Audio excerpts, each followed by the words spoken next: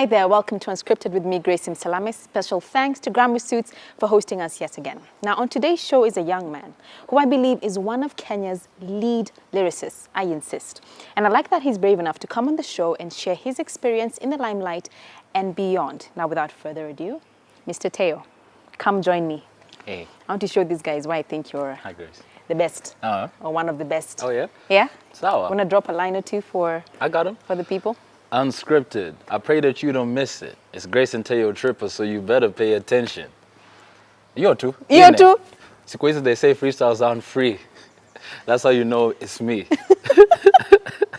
Thank you for coming on the show. Thank you for having me, Grace. I think it's time to get started. Let's go.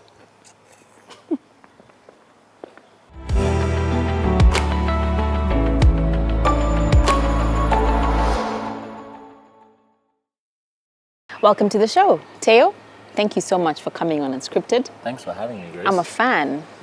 I'm a fan too. Right? I appreciate that. Thank you. No, I still remember listening to your music. You said about 7 years ago? Yeah, about 7-8 years ago. About 7-8 years ago. Yeah. But prior to this interview, I was like, let me just revisit Camp Mulla music.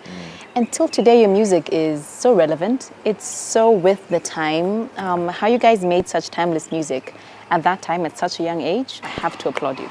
Thank you. Well done. Thank you very much. I appreciate that. Yeah? On behalf of them, yeah. On behalf of everyone. On behalf of everyone, yeah, because it's team effort. It is. Yeah. How did that group come to be?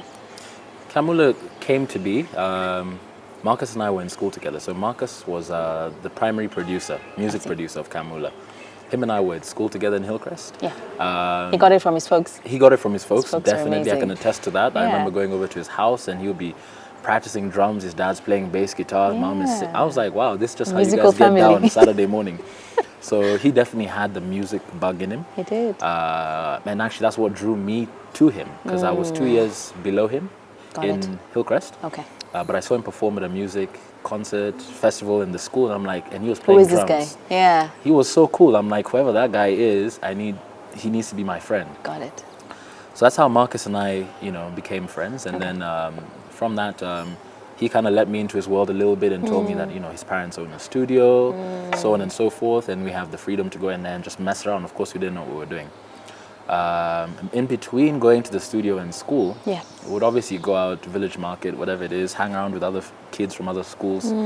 And that's when we met Benoit. Benoit was Shapaman, who's Got known as it. Shapaman, who's, Okay. of course, Kasongo Wakanema's son. So somebody else who's also musically. Inclined. Yeah. Yeah. So Benoit was always the cool kid. He's always been the cool kid. He's always going to be the cool kid. That's just Really? in his nature. So he was always out in the parking lot, girls around him, and he was rapping. And so I was drawn to him because I'm like, wow, that's somebody else who's just putting themselves out there. He's into rap. Marcus and I paid a lot of attention to music, and obviously rap was always the coolest way. So what about you as well? You naturally had a love for rap or instruments. What was your interest? I dabbled in music a little bit in primary, in prep see. school, but not so much. It was actually in high school, in my year 9 year, that a rap club opened up. And so I have to give credit to somebody called GBO, who's Golden Boy Odongo, who's a rapper now. I see. Stroke, I think he's an engineer as well. Okay. So he's a very smart guy. Okay. He started a rap club in Hillcrest. And we all signed up because we thought it would be like the best way to spend a Friday afternoon. Don't have to do too much thinking, whatever. But the more we engaged ourselves in that rap club, I started to realize that I'm actually quite good at this. Like because they would give us challenges, like write a 16, present to the class, or let's go head to head against each other. And I was coming up on top, of that. So I'm like, oh, okay, this is quite cool. So even after clubs, in the corridors, during breaks, on the bus, people were always just rapping against each other because it was like the new thing. Yeah. It was like the new thing. So there I was always ready. And mind you, I'm in year 9, so Form 1. Yeah. And I was going up against guys in Form 4, equivalent of actually Form 6, because I had A-levels as well in Hillcrest. And I was winning, I was beating them in rap battles. I can imagine. So because of that, I was like, well, there's something in here, and I really want to continue exploring this. So Sharpa, Benoit, Marcus, Sharpa, Marcus, and I then started going to the studio a little bit more because now we wanted to see what it was like. What's the process of making a song? So We Karun got the came raps. much later. She came much later when we now tried to find the glue You know, because it's one thing to make very hard Rap. hip hop songs, and this Yeah. is something I tell a lot of artists. You can make very hard hip hop songs, but Yeah. then the fans of that music are going to be rap fans. And once you get- wanted it to reach a wider audience. Yeah, Okay. I wanted it to reach a wider audience because I like music. Okay. My dad has exposed me to music that's very soulful. So I just knew there was something missing. And Marcus's cousin, who's called Zara, was in school with Karen and recommended her. I see. She's like, yeah, my friend can come over, see what she's like, and then we can take it from there. And from the moment she walked in, That was it. that was it. But you guys were, you said 15, 16, 15 to 19, 18. Yeah, 15 to 18. Look at that. So young. Yeah. And I think, you tell me it wasn't the case, but I feel like you guys rose to fame not only so young, but so quickly. Like 1 minute. Who are these guys? I mean, all listening and bumping to your music. And I don't think that couldn't have been easy for any young person to experience. Yes, it's Yeah. great and fun, but how was that experience really, in all honesty? It was a bit unnerving. Just because here's the thought in your mind is like, why is this happening to me? There have been hundreds, if not thousands, of other people who've had the same dream. Yeah. Not only on the continent, but in Kenya alone and then in Yeah. Nairobi.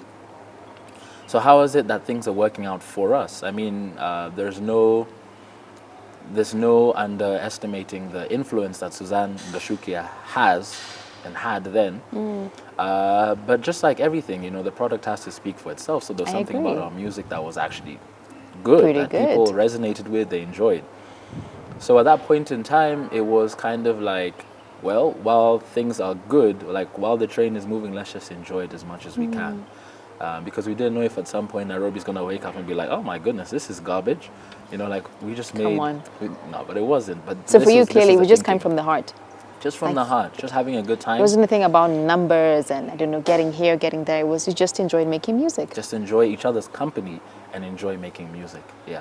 Hardly the group stay together, Yeah. by the way. And those that do, you're like, wow, power to you. For Yeah. example, Sauti Soul. Yes. They have they're running the course. They're, Yes. they're really giving us an example. So for you, to someone at home, because I know there are many kids, you know, who want to get in the creative industry. Yeah. And maybe they want to start off as a group or they don't know where to start. What should they look out for? Like I just mentioned, personality clashing, wanting different things. And I don't know if you know the answer to this, but is there a working formula or what advice would you give them? I would say just be honest with each other. Know clearly why it is you're doing what you're doing. Yeah. So be on the same page. Spend as much time together. Just bonding. Bonding is really important, particularly as you go out into the world together, into business, but particularly in music where you're presenting something to the public. You know, people are watching you, Yeah. right? So my biggest piece of advice is to know yourself, because that way you'll be honest to your colleagues Yeah. or to team members, whatever you want to call it. And so as you guys are making progress, that communication is so important, and it can save a complete embarrassment, you know, or it can mean something becoming a total success. Do you have any regrets with how things worked out or panned out? I can't really say regrets, lessons, more along the lines of just be careful about who comes around. So to put it simply, there's a certain hype that comes about with music, right? Where people say that, oh my goodness, you didn't change, like you're the same person, or fame hasn't changed you, you're the same person, but fame changes those around you. It's something that people have spoken about before. I see. And you can't really understand that until you become famous. So it may not yourself. change you, but it'll change those around you? Those around you, because Yeah? of What the do you mean? perception.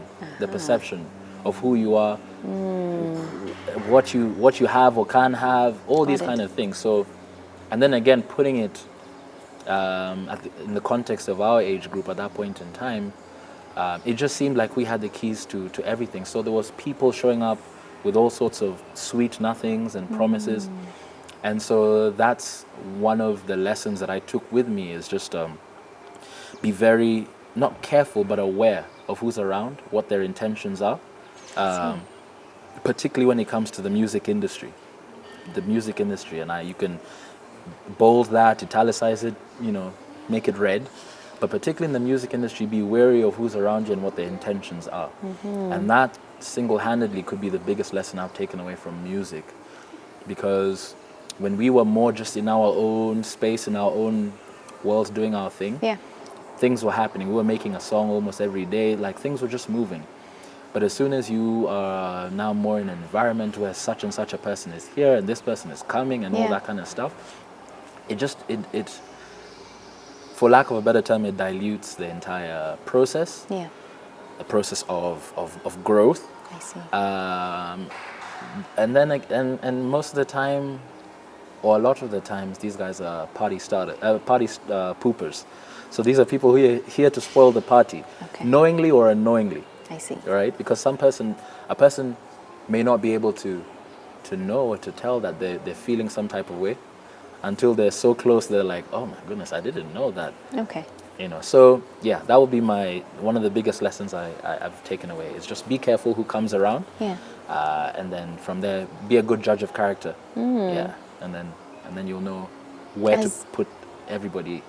Yeah. As we wrap this first part, I feel like you're such an old soul. Like, you speak from a lot of wisdom, yet so young. Yeah. How did you get to that place? Well, firstly, something probably the audience doesn't know about me is I'm an only child. And I've really looked up to my father. My father, not looked up to, I look up to my dad. He's alive, of course. Okay. Or he is. And so we've had many conversations, but it's also just having to, so to speak, fend for yourself early on. And that's, again, because of the exposure I've gotten from music. So Did you grow up quickly? Grew up very quickly, and I was always more of the business head, the business thinker, more the strategist, so to speak, whatever, of the brand. So I was always in the boardrooms, in the meetings with Universal and all these kind of people. At that age? At that age, meetings with MCSK, meetings with lawyers. So I got exposed to that very early on. Wow. And I just kind of, I matured, and there's a certain way in which I learned how to carry yourself. Okay. Absolutely love it. We have to take a short break. We'll be right back with more from Taio as get an understanding of what it's like to grow up in the limelight and to transition into other things. Stay tuned to Unscripted. Welcome back to Unscripted. Special thanks to Grammar Suits for hosting us yet again. Now, Taio, we discussed earlier how for you guys, you were very young when you started off. And I feel like let's speak to this age of the internet age, social media, goals this and goals that, and instant gratification. Like before, I feel like our generation is like working for something takes a lot. They feel like it should happen instantly. They should be a superstar. What would you speak on that? And also, within that same breath, having grown up in the limelight, so to speak, tell them what the reality really is. What does it really look like to be a superstar? Well, I could start off by saying what comes fast goes fast, right? Preach it. And particularly in with music or anything really in the entertainment field. So you could be a sportsman, a musician, but just sticking to what we know. I think a lot of musicians, particularly the mainstream artists, haven't taken the time to master their craft. So what I mean is somebody who goes to the academy, to Berkeley or something, spends 4 or 5 years working on their craft. Someone the likes of Lisa Oduor, Xenia Manasseh, Eric Wanaina. Exactly. So these are people who've mastered their craft over time, and therefore it's like they've also learned how to. They've also understood their value in context of where they are, and how, just like it's taken them time to master their craft as well, their finances in their chosen professions is something that will also grow over time. Like you'll make money over time, just like you learned how to do what you do over time. The thing about instant gratification these days, social media, and just generally the celebrities of today, is there's too few of them that are actually like great, right? There's few of them that are great, and that's meant that they can't get all the checks. So for every other company who's trying to make an endorsement, or every other fan that's trying to go to a show, they're like, oh, well, I've already seen such and such a person so many times, let me just go over here. And before you know it, then somebody who hasn't put in as much work is also now getting access to money. So all those words to kind of say that I think if you want to build something that's can stand the test of time, including your bank account, then be willing to invest time, energy, invest in yourself, to teach yourself about growing your money, as opposed to just being like looking for the quickest way for you to make a buck, which will come in in any kind of form. You know, somebody can pay you to show up at a club just to be there, right? And that's what socialites do, whatever. That's their job. I have nothing against that. But it's just not real. That instant gratification is not real. It's not real. And stop Because chasing the fame, because what they're doing is chasing the fame. chasing the fame. As opposed to the long term. Like if you work for something, at the end of the day, it'll make the money for you. Yeah. You know, in the long run. Yeah. But if you're going after the fame, it's short-lived. It's short-lived. A lot of the celebrities that people look up to, or a good number of the celebrities that people look up to online and stuff like that, these are people who worked so hard, who also have they have people they consult with, you know, Mentors. Mentors, advisors, you know, and they delegate so that, let's say if it's their estate, it's growing in a certain way, their money is growing in a certain way, their brand is growing in a certain way. Yeah. So what may appear to us as the audience through the internet as, oh, that person's able just to do like it. this. If the Migos are able to do it, they're dropouts. You know, if they're just able to do it and make some money and drive McLarens, then what's stopping me putting out a video on YouTube with some trap beats and then eventually driving the Kenyan equivalent of a McLaren, whatever that could be. Yeah. So it's just knowing that don't take everything at face value, particularly online. Okay. And those people with who have built true wealth, who have built empires or whatever you want to call it, there's a great deal of work that's gone into that. And even if they're not the ones who have the actual skills, then they've identified people, they've delegated They're smart to certain enough people.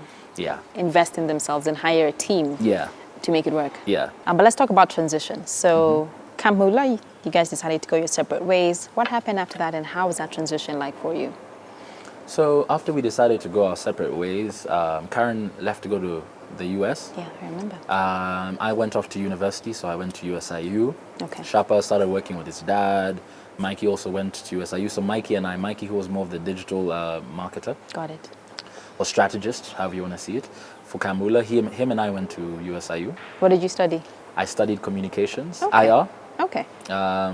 Shortly, I didn't last at USIU very long. I see. Yeah, I kind of took myself out of that Why not? situation.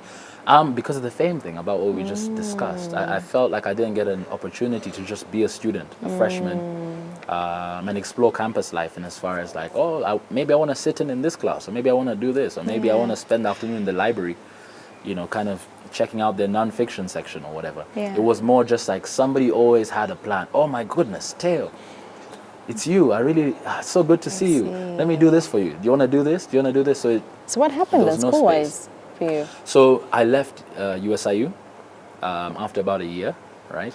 And then I was off school for about a few months, and then I went to Daystar. And how was that? Daystar was similar. Actually, I found that there's a lot of similarities between Daystar and USIU. I see. In as far as the culture, the student culture. Got it. I don't want to talk about the students. But it's just like were you able to manage it though? Say it again. You were able to manage this one though? I was Daystar able to manage, but I experience. still didn't. There's something about that system of learning that just doesn't work for me anymore. I see.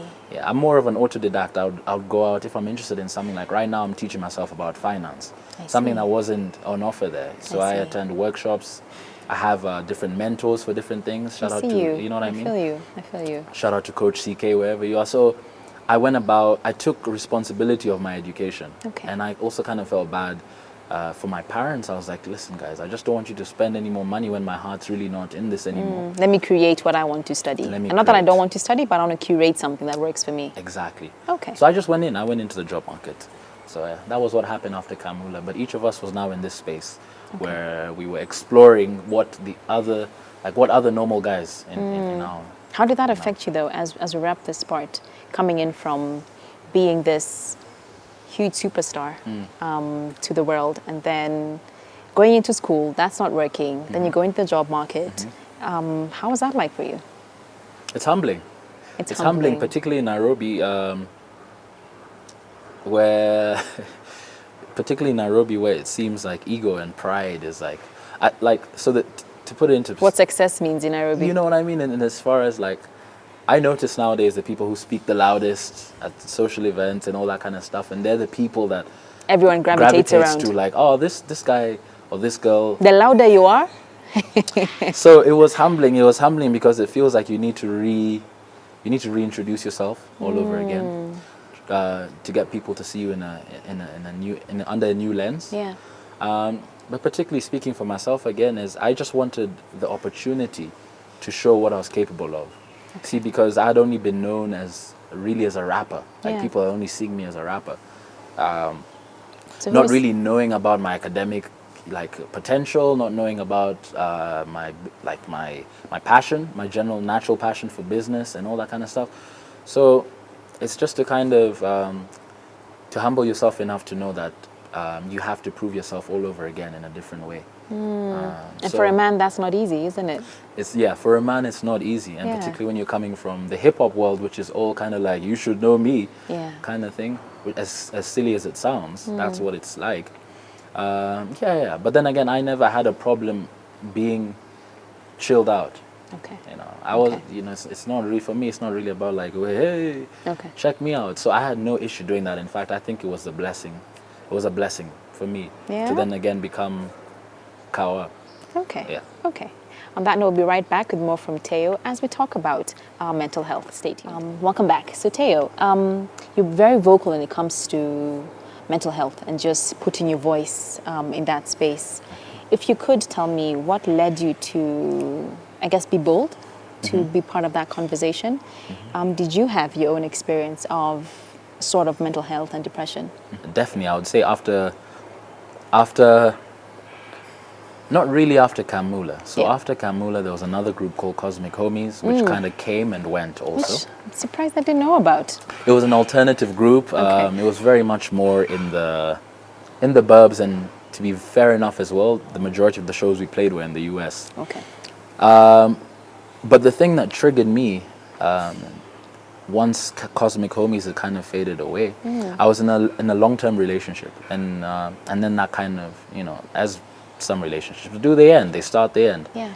But that triggered me because for the first time I was really just alone, by myself at home, and I felt like, oh my goodness, so now Mulla's gone, Cosmic Homies is gone. Then I had to just face myself fully, and I hadn't invested that much time in my family either during the fame, the hype point. I was going out there to prove that, you see, I have something, like I have something. I was very proud about that.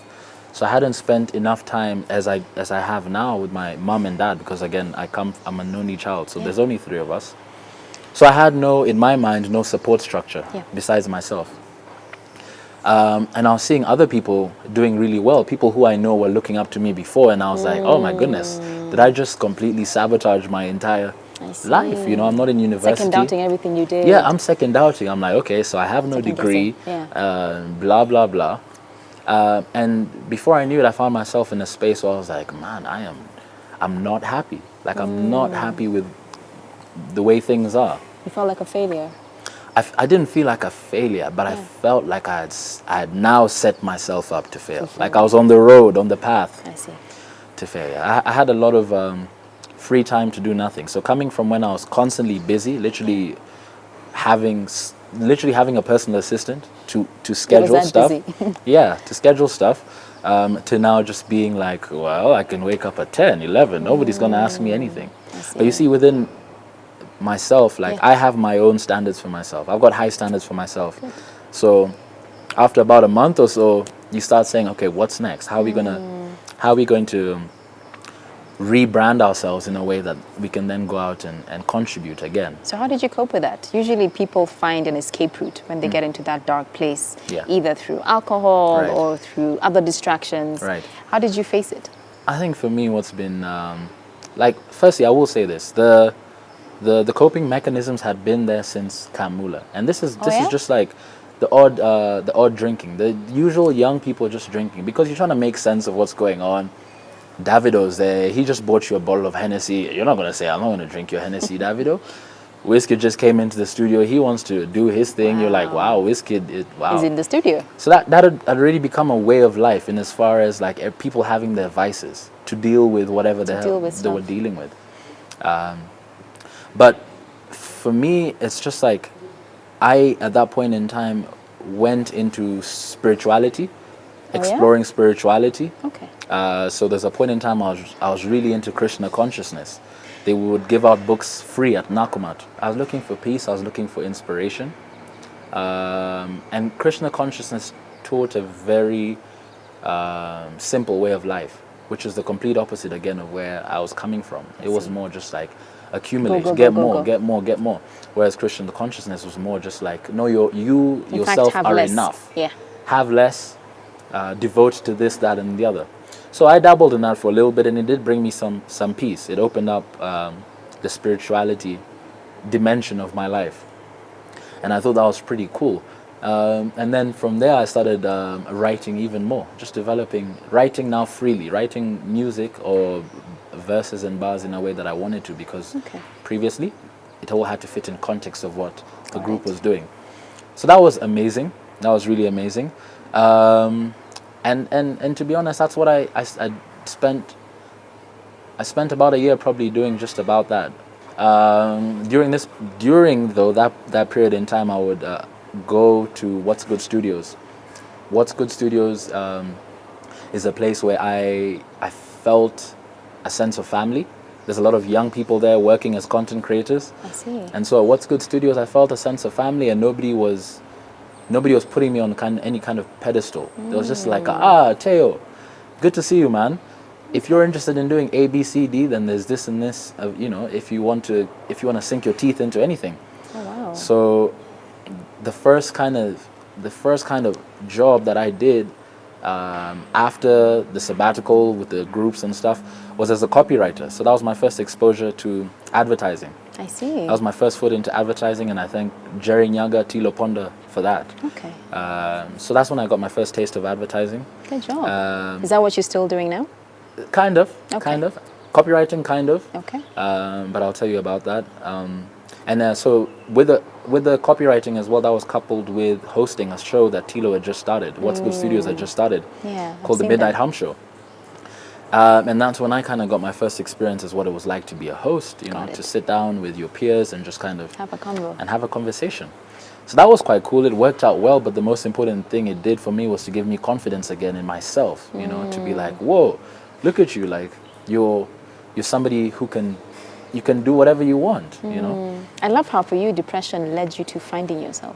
Yeah, because It took you on a self journey of what am I about? What am Who I am about? I? Right? And yeah, absolutely, I love because that. at that point in time, it feels like you're left with two decisions. It's like either you're going to find out more about yourself, Yeah. so that you can fix or change or accept the things that will always be, because you only have this, right?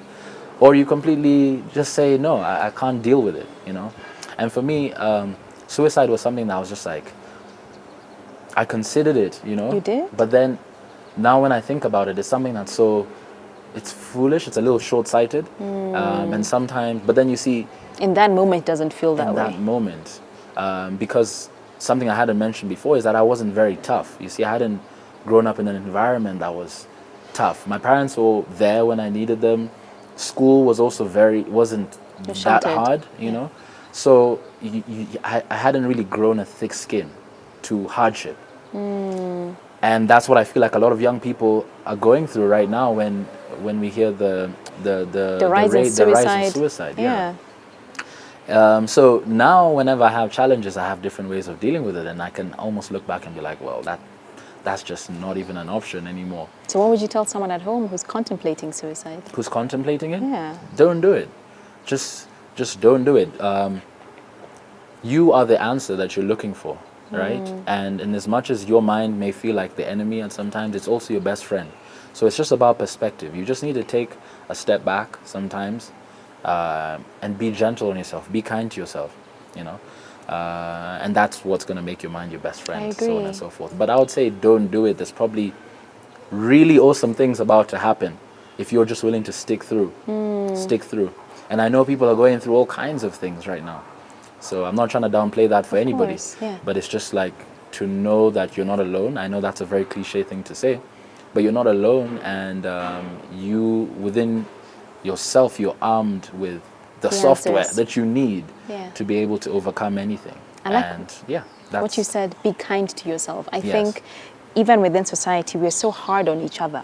Like we're quick to bring down people Yeah. because innately, for some reason, we're very hard on ourselves as human beings. So before we even naturally are kinder to other people, it must start with you. Yeah. Be kind to yourself. So I'm curious to know, with everything you've told me from we know you as Taio, the big music superstar, to having a transition and unscripted, life happens. Yeah. What does success mean to you? From all of that now, what does it mean to you? Success means doing what I want when I want to do it. That's what it means to me right like now. that. And I can say that because of my experience as a full-time musician or artist, as a full-time employee in a normal 9-to-5 job, Yeah. as a half-time, Yeah. like a part-time employee Okay. at a normal company. And then also now that I also started DJing. So now that I'm DJing really? as well, Uh-huh. I'm looking to go into DJing where I'm doing the events by myself because I want to be able to do them whenever I want to do them. So I to answer see. your question, success means being able to do what you want whenever you want, in my opinion. In your opinion? Yeah. I like that. I think I'll go with that one for myself as well. We've talked about depression Yeah. and having this bubble of what success is like. But as a young man in Kenya today, what do you feel what are challenges as a young man? What are the main challenges as a young man in Kenya? I think one of the main challenges is that there's such few role models. Yeah. Role models, yeah, people who you can look up to and say, wow, you're actually somebody who... Really? You don't feel like men have someone to emulate? I mean, That's sad. in Kenya, in Kenya and Nairobi, In Kenya? I don't think so. Or if there is, it's not off the top of my mind. I mean, there's Imagine. people that I can say, there's people I can say I admire, Yeah. and I don't know if that counts as being a role model. But there's people that I say I admire, but as far as like, that's an example of how I want to lead my life, even though you're your own, it's your own way. Yes, of course.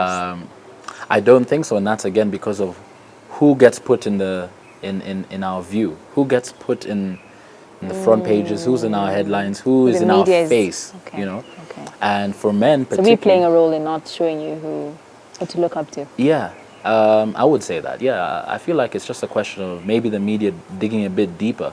I'm not trying to say I hear anything you. about that, but just digging a bit deeper because these people are there.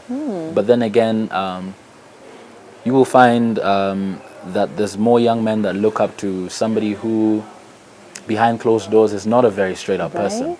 But because of how it is that's presented to us, then all of a sudden that becomes the standard by which young men are supposed to, grow up into. So, yeah, I would say currently, if I had to pick a role model, if I had to pick a role have model, to. I actually don't. I don't You know don't any. have to. I don't think- know any, which I is think sad. that the challenge for you as Yeah. Taio, any young man at home, is to step up to the role. If you feel like the issue is you don't have people to look up to, then be that person, that the next young person growing up Yeah. can be like, you know what, I like this guy. I like his vibe and what he stands for, Yeah. and I can look up to him. So I also commend you for that because I think you speak to other young men Yeah. about life and its challenges. So Yeah. keep at that. Thank you. Thank you. Keep that going. And challenge as- accepted. Challenge accepted, right? Yeah. As we wrap, if you could, if there's one thing Yeah. you'd like to be remembered for, what would that be? That I did it different. If I could be remembered for anything, whether it's my role as a rapper, my role as a DJ, my role as a sound engineer, but just, I think, again, just as a young man in the context of where I've grown up, in my environment, I think it's I had the guts to do it different. And that You had might the not be guts. apparent to most people right now. Okay. But I think for somebody who can really connect the dots of my life, they'll see that at every single turn I've kind of gone the other direction. You know the Frank Sinatra song, I Did It My Way? I did it my way. That? There we go. Yeah? I concur, yeah. You I did it concur. my way, definitely. But the whole point of it was to inspire the future generations to come. Because I kind of feel like the generations of my parents' generation had to play it safe. I feel like they had to play it safe. More of them had to play it safe. And so I feel like it's the responsibility of my generation to kind of push the envelope a little bit more, to take more risks, calculated risks, but to take more risks so that our society can become as diverse and as interesting, like as full as it has the potential to be. That's true. You know, so we have a long way to go, but we're getting there. Small strides. Definitely getting there. Small strides. Yeah. So more music from Taio coming soon? More music from Taio and many other really cool things. Yeah? But yeah, definitely the music is always at the core of the things that I do. So people are going to hear some stuff. Thank you, Taio. We really appreciate you coming on the show and just pretty much sharing your story. I think highlighting stories like yours of young people who took a chance when they did, learned from it, I guess found themselves as well and are still on that journey is so important for other young people to hear and learn a thing or two. So if you ever want to reach out to him, please do contact us. Our details are right below. We thank you so much for watching. We thank Grammar Suits for hosting us. And we'd love to see you again next week, same time, same place, right here with me, Grace. Good night and goodbye.